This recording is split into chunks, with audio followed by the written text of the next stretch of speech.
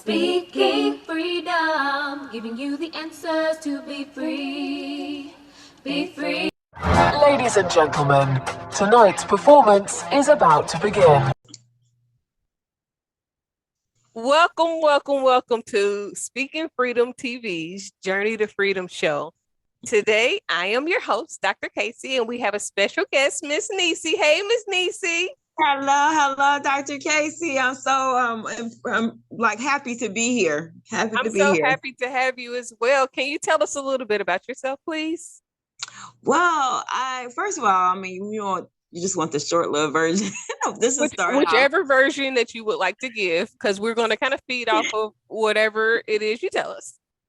So, first of all, I am the mother of 5 grown children. My children are in their almost 40 years old. I have 9 grandchildren. I love swimming. I love impacting people's lives. I love just having fun and pushing people for purpose, no matter what they've been through in their personal lives.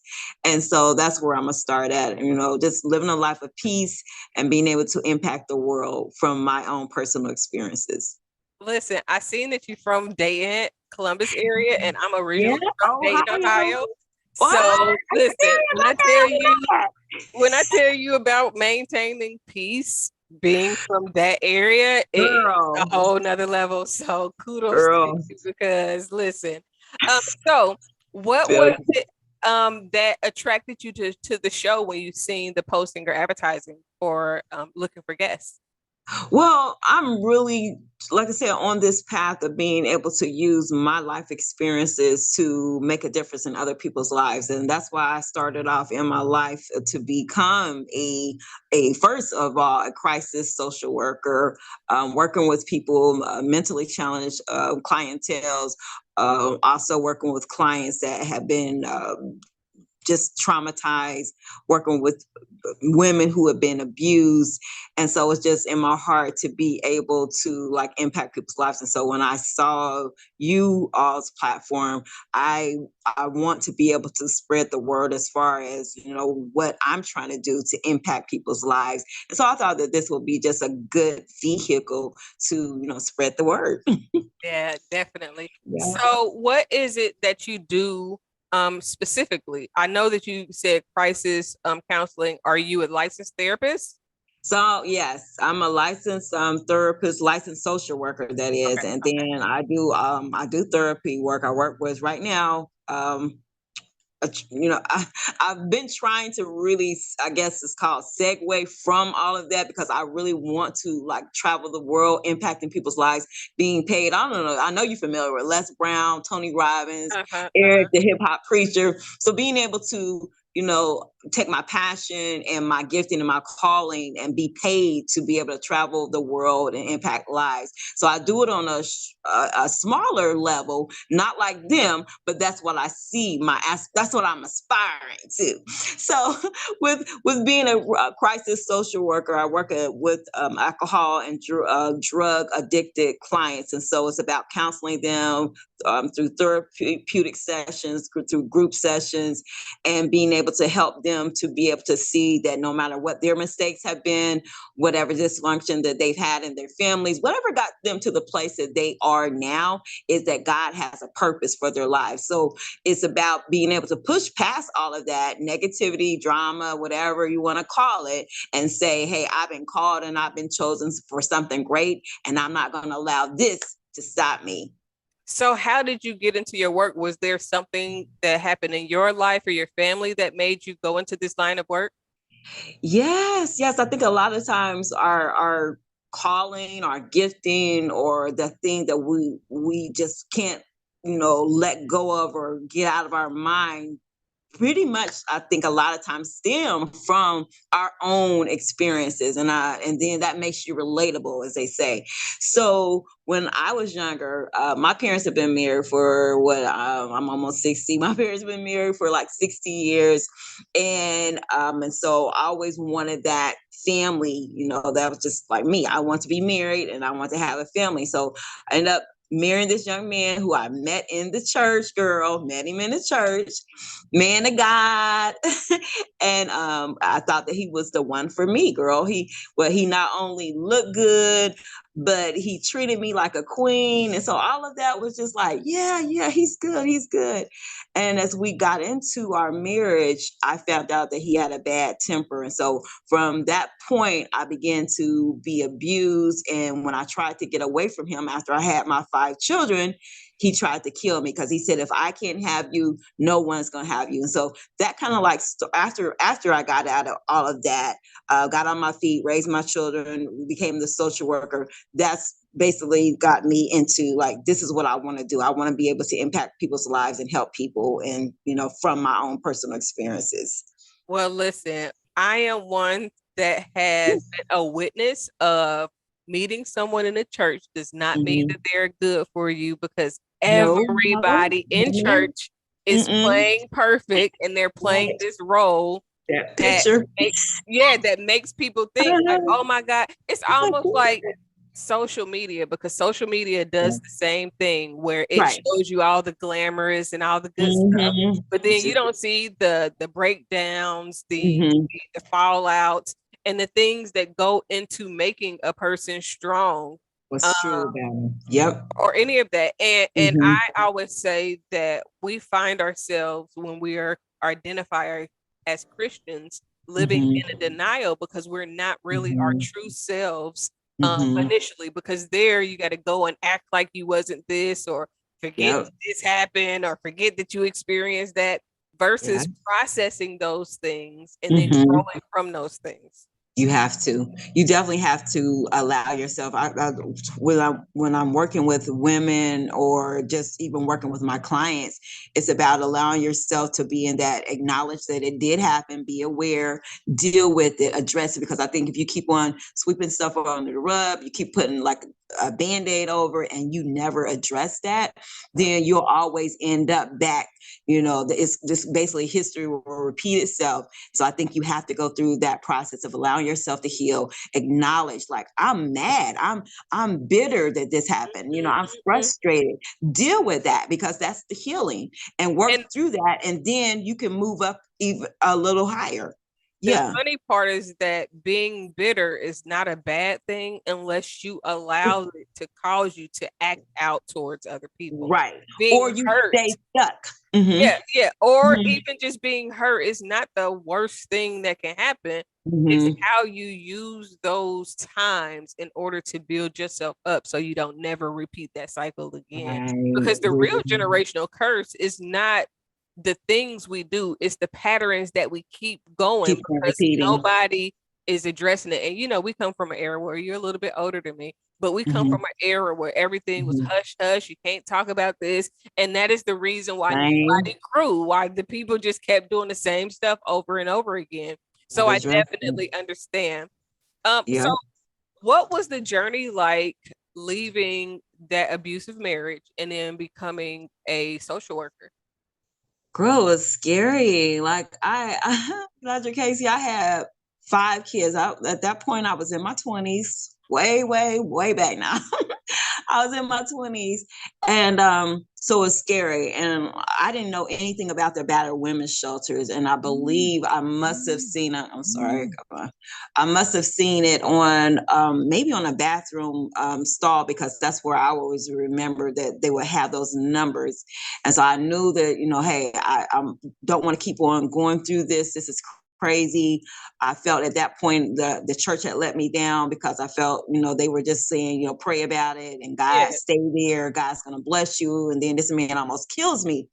And so anyway, I kind of like just got at the boiling point at that time. And so I think I remember getting the number, calling them, trying to get help and get to safety. And then my one friend, she told me, she said, if you keep on thinking with your heart and your emotions, because part of me still wanted to believe that he wanted to change, because he would cry. He would say, I'm sorry, you know, go through the I don't know if you're familiar with the honeymoon phase, but 2 weeks, you know, like, baby, it's my fault. You were this, and I'm buying you this. I'm gonna do this for you. You know, we got to stay together as a family. Yes. And I would do that at times. And then it got to the point where, I couldn't listen to that. And my friend, I never forget what she said. She said, you can't think with your emotions or your heart. I know that's what you want at the end of the day, but this is not lust. You got to think with your head. Is this love? A man beating on you, a man choking you, a man hitting you in the face with his fist? Is that really love? And so I had to listen to that. But it was a journey. It was definitely a journey, Dr. Kaci. It's not easy psychologically, when you think about your kids, when you think about, how you've been raised up to want that marriage and want that family unity. It's not an easy journey, but I had to do that. I totally understand. I remember me and my ex-husband used to fight a lot, Mhm. and it was definitely an experience to grow from that. Mhm. Especially if you're not used to seeing that, or you never been in a Right. relationship like I that, never, it takes you by surprise. But then when you get ready to leave and they do the fake crying and all of the fake, you want to believe theatrics, them. yeah, you want to believe them, You wanna especially believe in religion, because they tell you to see the best in people. It gets better Yes. if you endure. Like, and it's God is like, gonna bless you, girl. yeah, Yeah. yeah. And Mhm. so many women and men stay in Mhm. abusive relationships because they're believing for God to change a person, that God is like, no, I'm trying to get God, you out of there. come on. You better say that. God, it's like the writing, the handwriting is on the wall. He's already telling you, just you gotta use your common sense. You gotta use wisdom at that point. It's not about you staying there and being killed. And you're right. This one lady, she stayed and she said, I believe it was 40 years. It was years back that she told me this, but she said about every bone in her body had been broken from this man. And she said the only way that she finally was free from him is that he ended up passing away. So And it's like that. she kept on trying. And it's crazy because not to knock anybody that has been married for a long time, but a lot of times we think that being married for 50, 60 years or 30, 40 years, that means that it was all happy, sunshine. And sometimes those people are being abused mentally, physically, Yep. financially, They and all just these keep other things. saying, yep, keep hoping. Listen, Keep hope alive. even when I think about Michelle Obama, she had some interviews where she talked about like how they went out of the however many years that they've been together, 20 years, it was Yes. 10 or 15 years of where she felt alone. And I'm like, Michelle, I love you, Auntie, but that is not healthy as you trying to make it seem like it was all good, because I don't want to I be heard that. married for 10 years. It feels like I'm alone. If I'm married for 20 years, I'm only giving you only got 5 to make me feel like I'm alone. Whether it's 5 in the beginning, Right. 1 in the beginning, 2 in the middle, 2 at the Right. end. You know what I'm saying? But if you got 5 years total to make it feel like I'm doing this by myself, and then Right. I am It's out. not cool. No, it's not. It's not And, cool. and so many people looked at that like, oh my gosh, to be married for that long, I'll do 10 years of sorrow. Oh, no, no, no, no, I will not. So And I guess it's up to that person, because like I respect Hillary Clinton, when she dealt with that issue with her with her husband. But she's a warrior, she's a fighter, but it took a special kind of person. That's to each his own. I know I wouldn't have done that, but she stayed with that man. between But him, everybody is not the same. I'm not going between that and to do that. Snoop's wife, Snoop Dogg's wife, I don't never want to be Miss Boss Lady, because she done been cheated on and embarrassed so many times. I mean, at some point, I don't think that it's even about the relationship as much as it is about the structure, the functionality of Right. That's livelihood. it's got to come down to Yeah, that. it's cheaper to keep her at some point. Right. Exactly. Because You're not just gonna get played like that and be okay and be happy with it. right. So Right. what has been the hardest thing from getting free and changing your life around to social work? But before you answer that, do you still consider yourself a Christian? Do you still see Christianity and church the same? I don't. That's a different kind of question, but I'm glad that you went there. I don't see it the same in that aspect of how I used to, like where I'm following, every little thing that they're teaching me, because I'm going to just go by God gives us wisdom. He gives us common sense. And so I'm not going to live that way. If I feel like I'm not going to stay married to somebody to death do us part just because, they say God hates divorce, or certain things I'm just not going to agree with. And maybe, other people have their own understanding of what God's word says, but I'm going to go by, okay, yes, I believe in God, but yes, I also believe in me having a peace of mind and being happy and living a life of abundance. And so, so it definitely has changed, but I still will pray. I still will believe in God. I still say, God, I know I've been called and I've been chosen. I may not go to church every Sunday, but I know that I've been called and I've been chosen. I know I have a light shining in my heart. No, I'm not perfect, but I say, God, I've been faithful. I've been faithful when it comes to being attacked in different ways. And I know that I've been attacked because when God's hands is on your life, I think the enemy tries to discourage you in so many, different areas. And so you have to look at it. This is just a distraction. And so I just say, I keep on going. I keep on let my light shine, keep on shining bright, no matter whatever through the darkness of the night, I'm going to shine bright. So, I know that's right. So what has been the biggest struggle in your transition from the abusive marriage into being free from that and social work? Biggest struggle.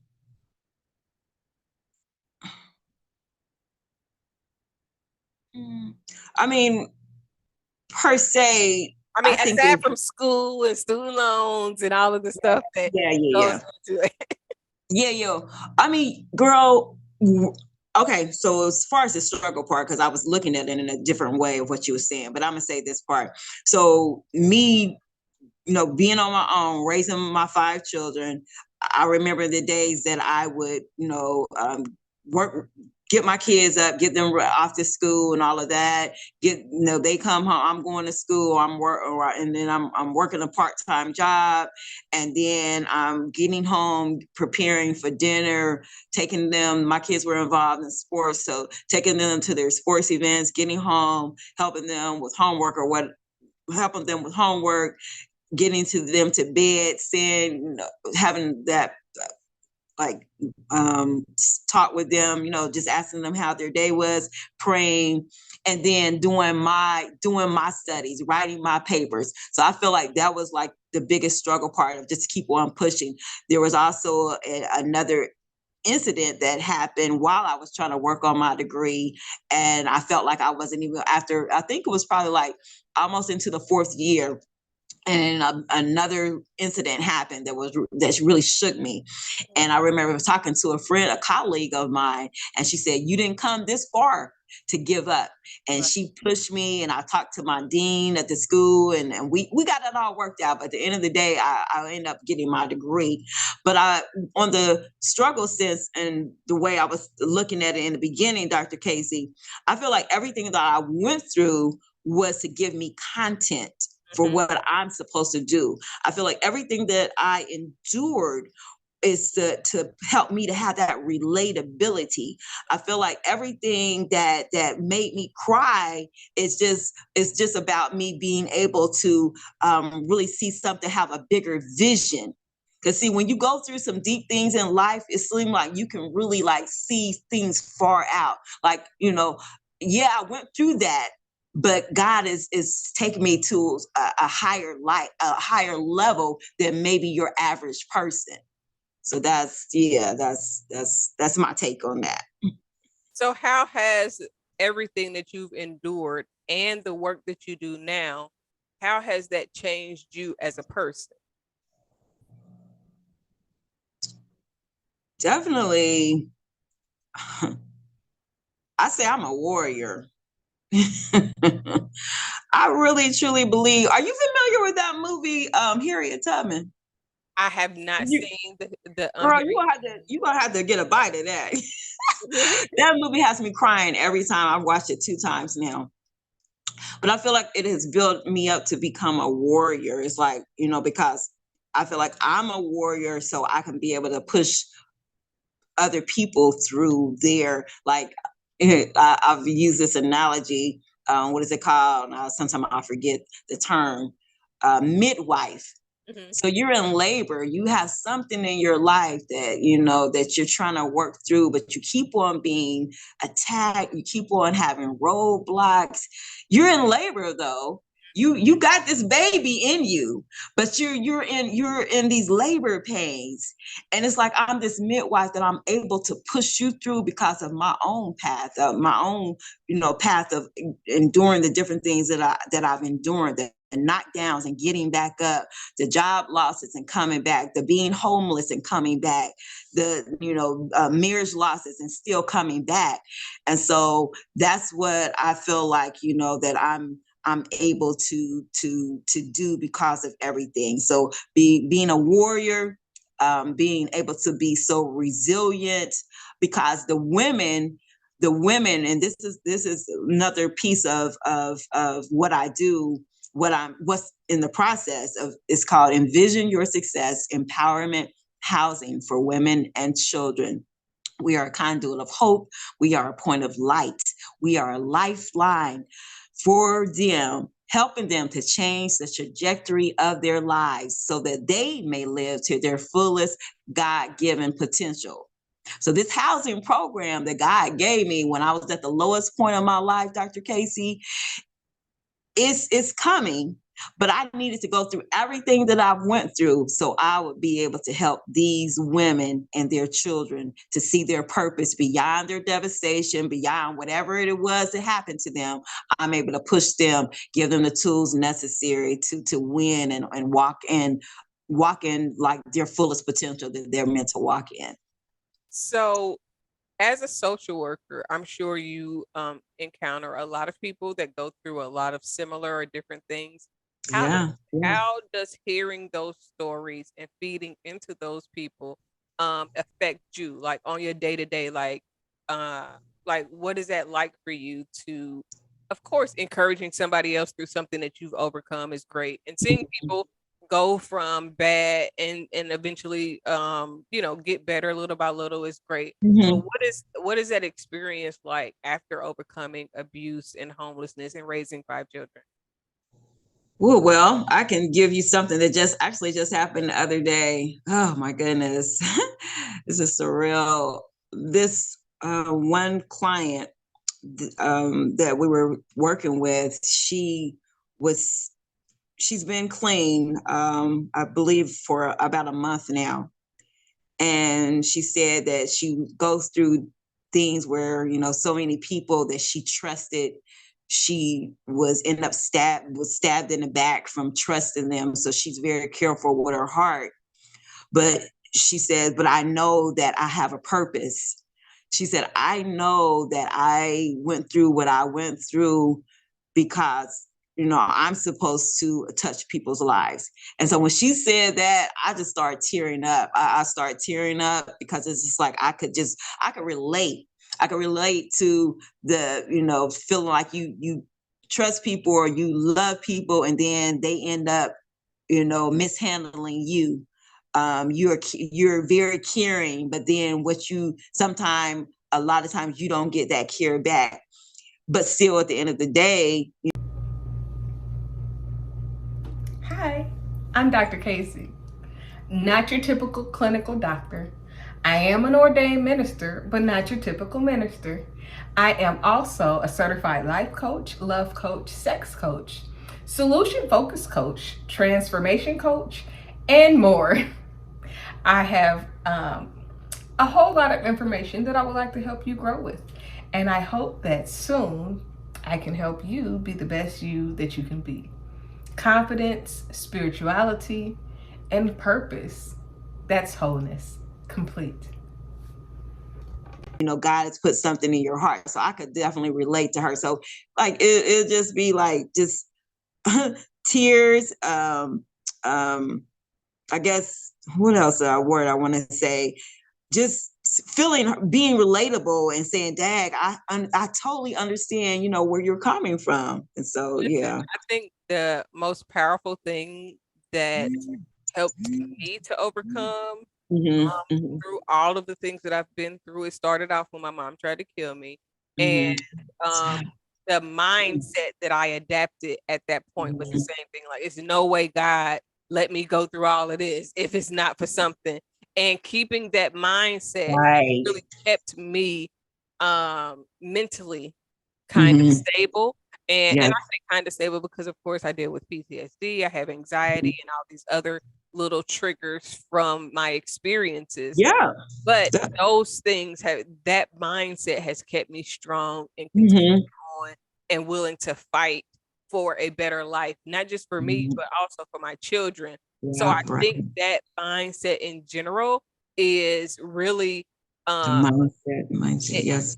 It's a battery in your back if you can keep the mindset to where you're thinking, okay, now, of course, I don't want us to get in the mindset of thinking like we have to go through something bad in order to experience good.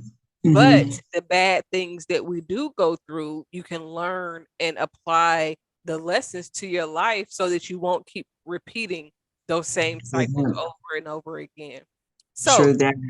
I want to hit on that mindset that you talked about, and then believing that God did not let you go through all of that craziness, all of that dysfunction, all of the hurt for nothing, and that's what I kept on. That's what has been and reiterated in my mind over and over. This is not for nothing. Like the scripture where it talks about how he knew you before you entered into your mom's womb. He already knew what he had planned for you. And so just to keep on believing that God, even though, let me say this, I have been angry with God.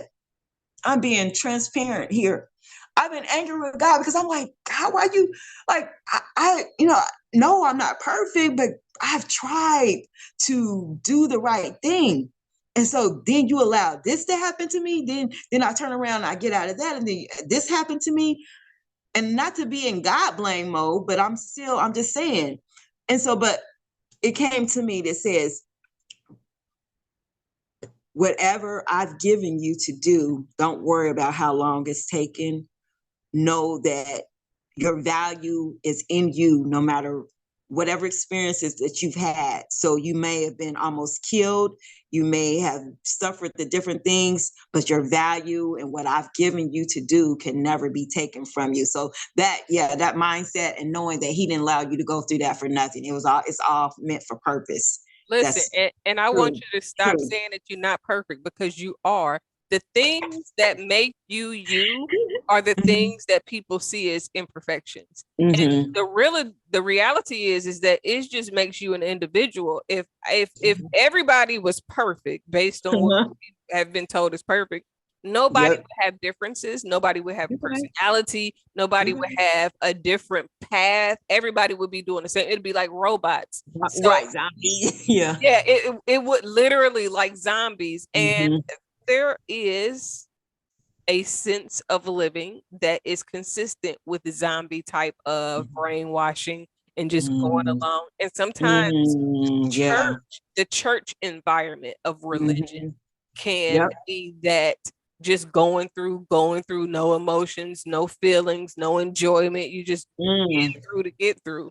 So we have to kind of reshape our mindset to know, even with tradition, traditions can be good, but there are also people that are supposed to blaze the trails off of those traditions because we have bigger and better things to do. Not saying that nothing is wrong with the old way, but in order for us to do exceedingly abundantly above, you gotta be willing to see the greater things, the greater works, we have to be willing to do something that we've never seen before, that makes other people uncomfortable, and that will, it's almost like pressuring God to be God. Like, okay, God, you leading me down this path in this direction. If you leading me and I'm following, then at some point you gotta come through, because I'm gonna go. If you told me to go, I'm gonna go. And as long as you keep leading me in this direction with signs, wonders, and when I say signs and wonders, I'm not talking about like nothing spooky. I'm talking about like making the pathway easy. Okay, well, I'm gonna give you this. I might give you a scholarship. I might give you a grant. I might bring somebody along your path that encourages you along the way. And those are the signs sometimes that we miss when we're looking for great, big, gigantic red stop signs. Like, hey, hey, hey. No, that's not always. Sometimes the sign is a subtle thing. It might be your child saying something to you that reminds you of something that you were supposed to do, something that you were supposed to say that has nothing to do with your day-to-day thing, but something that ignites something within your soul and leads you to where you're supposed to go. So please let this be the last day that you say that you're not perfect, because you are the perfect Niecy that there ever existed in this earth. It might be another Niecy, but it's no Niecy like you. It's only one you. And the greatest thing about that is that nobody can have the impact that you're supposed to have. Like, somebody else can do the work, but the impact that you're supposed to have, nobody else will have. Somebody else could be in front of the same people, but those people will be more drawn to what you're saying. There's something that you will say that they won't say. It's something that you will do that somebody else might not do. So always be encouraged in that, in the shifting of your mindset from I don't know to no, I'm gonna go and do. And if God want me to stop, you know how to stop me. Yep. And step out there and do it. You know, like they say, feel the fear and do it anyway, because you believe in your heart that that's what you're meant to do. And so you may not see the how or the when, but you just do it anyway. And it's you go by faith. You go by faith. I want to say something what you're on what you were just saying. So I think that when I say I'm not perfect, I say that, and I'm gonna go way back, and I'm not gonna stay on it too long. But when I was younger, and when I went through my abuse by, I'm not gonna say family member's name, but by particular family member, oh, well, God is allowing you to be beat up because you're not perfect. You're not going to church like you're supposed to. You're not going to church 2 times a week. You're not studying and praying on your knees 2 hours a day. You know, it will have to be, you know, if I'm not doing a certain thing like they think I should be doing, then therefore that's why God has allowed this to happen to you. That's the way I was. That's what I was. And I know, because a lot of times we are ingrained in, if you don't do it this way, it's bad, and it's something bad is gonna happen to you. Right. And it makes us think that every time we do something that isn't exactly perfect, something bad is going to happen. But I always tell people this: God existed before church and religion. God existed before anything that we can conceptualize in our minds as what we're supposed to do. But also, God don't take you through that. Sometimes the choices that we've made put us in situations that are not healthy for us. And the inability to say, hey, I made a mistake, and do a U-turn, ignoring red flags, being too forgiving. Like, God is not in heaven with a performance sheet saying, yep, they did this, because I mean, the next time you ever talk to a person that comes at you with that, just remember, it's gonna be a lot of people to say, Lord, Lord. Come on. And God is gonna be like, you know what? I know what you did, but I don't know you though. I know. I seen what you was doing. I seen all the stunts, the performance, all the making everybody, even making people feel bad because you act like you more perfect because you in church and they not. I seen all that. But guess what? I even seen you save people and heal people and all that. I still don't know who you are because you wasn't walking in love. It's so many people that are in church but unloving. And then I always say, church been the same for over 50 years. But for the last 50 years, there has not been a lot of movement forward towards actualities of the prayers that we collectively have. So what are we really doing? Because you keep praying for God to save you and deliver you or do all of these things, but that doesn't change the nature of the universe in the essence of you reap what you sow. If you put it out, eventually you will get it. Now, some things that you endure, like having an abusive husband, it isn't that you did something wrong to get an abusive husband. It was just you ignored when God said, that ain't him. It was something that happened earlier on in the relationship that was like, oh my God, this shit is not right. But in faith and trying to see the best in everybody and trying to give grace and all of that, you start ignoring things that otherwise it's like, wait a minute, something ain't right. And when you ignore it, that's what allows trouble to come to you, because you get the same way you have sight, taste, smell, hearing, and touch. You have a spiritual sense that's gonna say, Wish. something right, and it's gonna do everything. It's gonna be like, look, it's gonna every sound effect that you can imagine is gonna come on and say, no, don't go, don't do it. You would change your mind, but then you will allow people to convince you of what you know that you shouldn't do versus what you know that you should. And that's really the biggest failure that we have, is not aligning our mindset and our heart with purpose so that we can be closer to God, so that we don't have to not trust our heart. Because a lot of people say, well, don't trust your heart and don't listen to yourself. But no, if you align yourself with God, if you get to know the Christ within you, then you can trust your heart, you can trust your mind, you can trust everything, because now your mindset isn't based on what you know to do, it's based on what you're shown to do. Right. Guidance of God. And if it's not in alignment with what path that you're on, then you have to listen to that.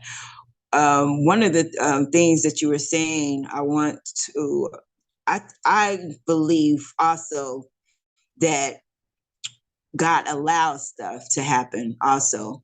So it may not be any fault of your own.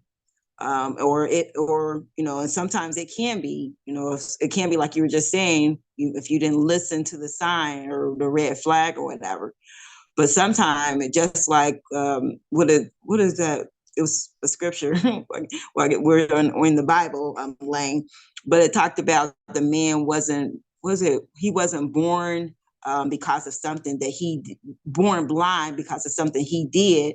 It was supposed to be because to glorify God. See, I don't believe that. And the reason why I don't believe that is because when people are born with illness, it's one of two things. One is the carrier, meaning the mother, is dealing with stress and uneasiness and unhealing within her, because all stress and emotional trauma, if it's not addressed, it turns into sickness. So that whatever you are dealing with, you can have an undiagnosed illness, you can have something that's laying dormant that may not affect you, but it affects the child in your womb.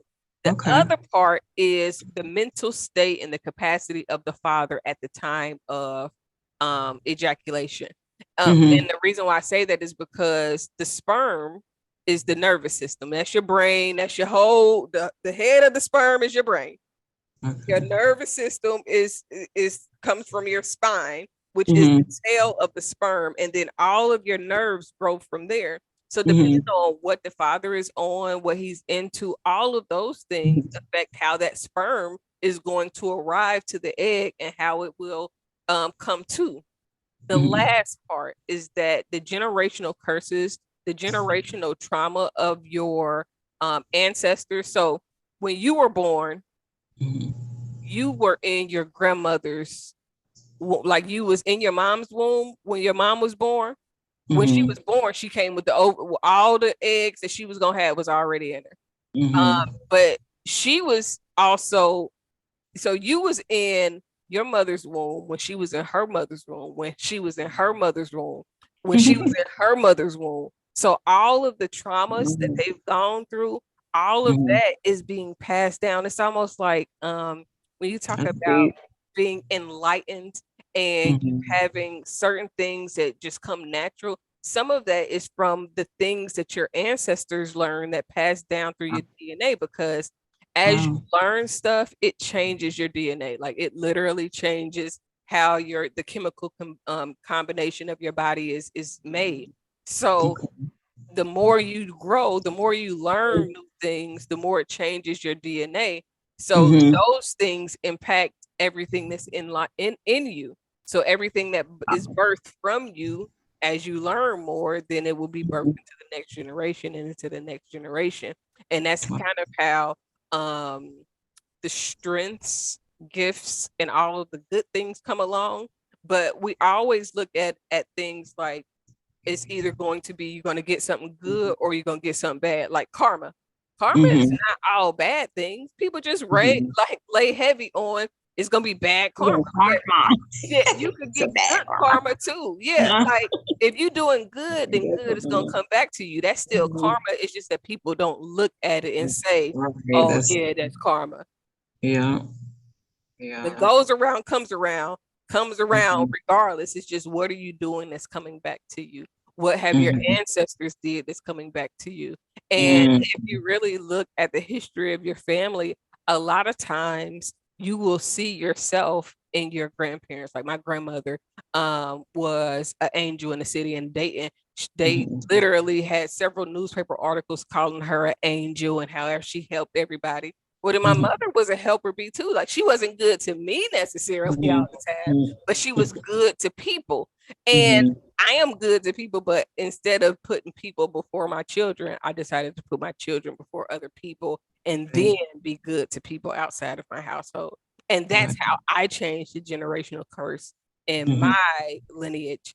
So it's just a matter of making like tweaks. It's like if you're doing something and you're not liking the result that you're getting, you don't change everything. You might just like you baking a cake. You don't change the whole cake ingredients. You just might need to add a little something or take a little bit something away the next time you bake it. And that's how you learn. It's just like tweaking. So if I am doing something and I like the way it's going, like where it's going, but I don't just like a certain little part of it, then change that little part. What could you do different that would change the little part that you don't like? You ain't got to throw out the whole plan. You just gotta, finagle it a little bit. Right. Be willing to, look at it in a different light. So, Yeah. And that's really what it is. What advice would you give to listeners that would listen to the show? What advice would you give? One thing that comes to my mind is just like never give up on your dreams or give up on believing that God has great plans for your life. Like I truly believe in that scripture, Jeremiah 29:11. I know the thoughts and the plans that I have for you, declared the Lord, the plans to give you a future, a hope in a future. And an expected end.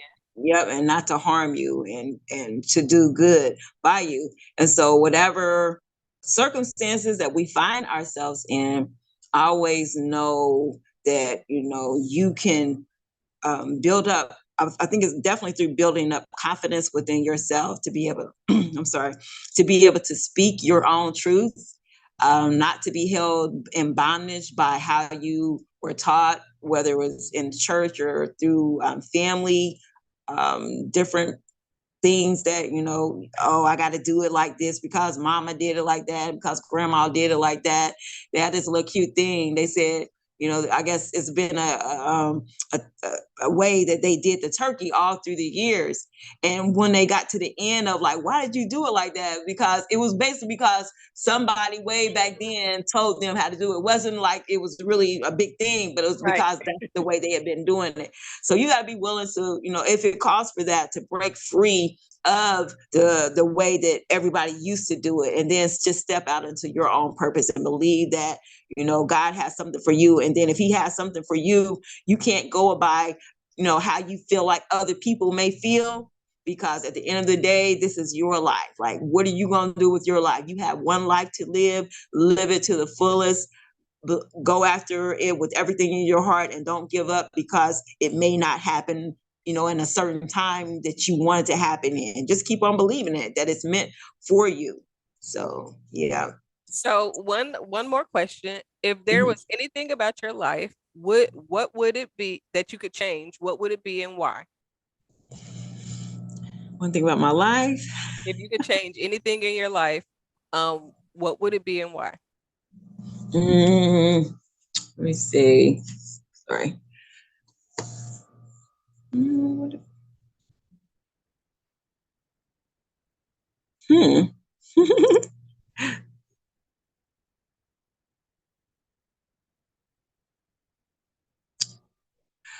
Oh, okay. So this comes to my mind.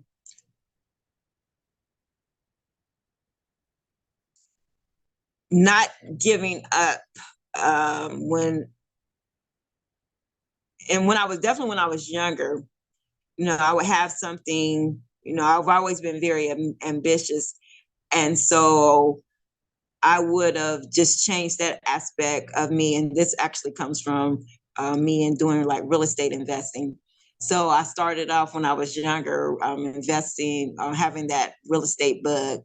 And because I became discouraged and because I ended up losing out on the property, I kind of like just let it go. And so if I could just do that over again, I would have like really started investing in real estate.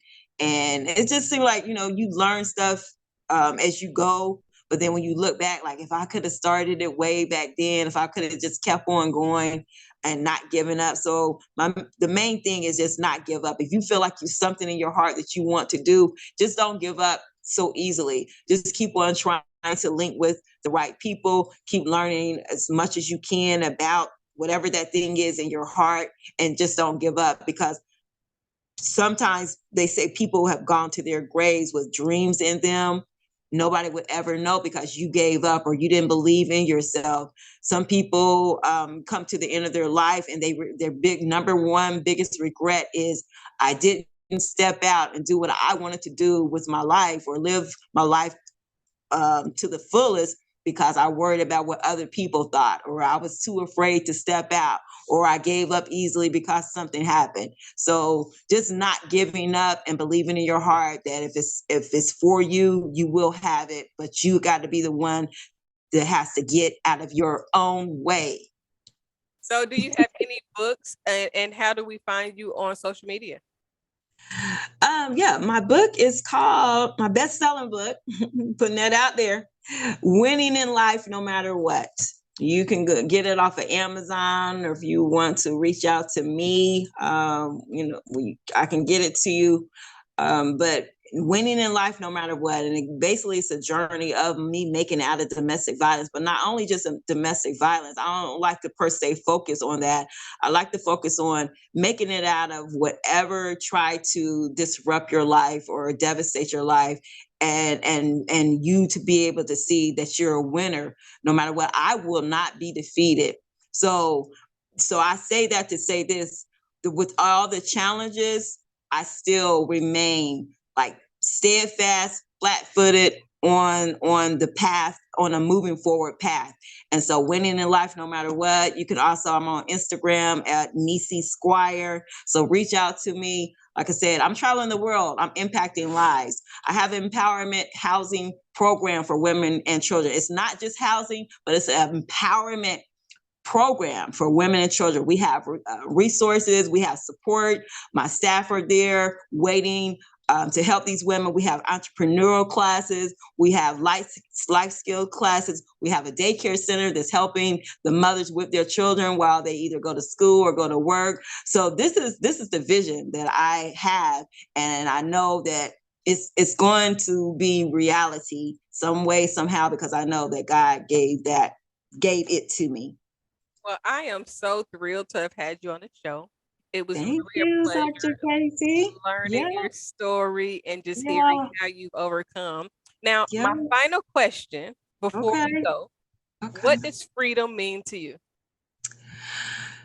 Woo, that is a heavy question.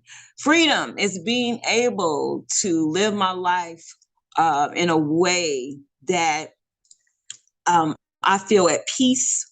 I feel connected with family and friends. I'm able to travel the world and be true to my own self. I'm able to, you know, have vacation homes all over. I'm able to just live my life in a way that I know that it's making a positive difference. And just to I know a lot of times we'll say, to be able to help other people, but also it's also being able to be free within my own self, to like be at peace, to know like, okay, everything that I've been through has been for a powerful purpose. And so to have that satisfaction, not have to worry about money or anything like that. So like totally free, being able to do that. Yeah. Well, that has been our show for today. Again, we like to thank Miss Niecy for stopping by. Thank you. Until next time, everybody. See you later. See ya. Take care, y'all. Hi, I'm Kaci, Dr. Kaci. Welcome to Speaking Freedom. We are happy to have you, and we hope that we're able to help you in every way possible. Have a good evening. If you've enjoyed this video, like, share, subscribe, and turn on your notifications. New episode every Friday.